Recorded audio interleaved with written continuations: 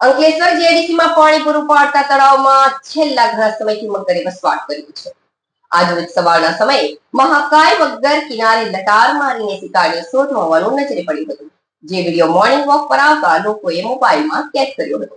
અંકલેશ્વર જીઆઈડીસીમાં પાણી પૂરું પાડતા તળાવમાં છેલ્લા ઘણા સમયથી મગરે વસવાટ કર્યો છે. આજરોજ સવારના સમયે મહાકાય મગર કિનારે લટાર મારીને શિકારની શોધમાં હોવાનું નજરે પડ્યું હતું, જે વિડીયો મોર્નિંગ વોક પર આવતા લોકોએ મોબાઈલમાં કેદ કર્યો હતો. અંકલેશ્વર જીઆઈડીસીમાં પાણી પૂરું પાડતા રિઝર્વ તળાવમાં મગર જોવા મળ્યો હતો. આ તળાવ ફરતે બનાવાયેલ વોકિંગ ટ્રેક પર સવાર અને સાંજના સમયે મોટી સંખ્યામાં લોકો ચાલવા અને એક્સરસાઇઝ કરવા માટે આવે છે. આ અંગેની જાણ વન વિભાગને પણ કરવામાં આવી હતી. મગરને પકડવા માટે તળાવમાં જાળી અને પાંજરું મૂકવામાં આવ્યું છે. જીઆઈડીસી રિઝર્વ તળાવમાં ઉકાઈ જમણા કાંઠાની કેનાલમાંથી પાણી આવે છે, પરંતુ પાણીમાં કચરો ન પ્રવેશે તે માટે જાળી મૂકવામાં આવી છે. ત્યારે તળાવમાં મગર આવ્યો ક્યાંથી એ તપાસનો વિષય છે.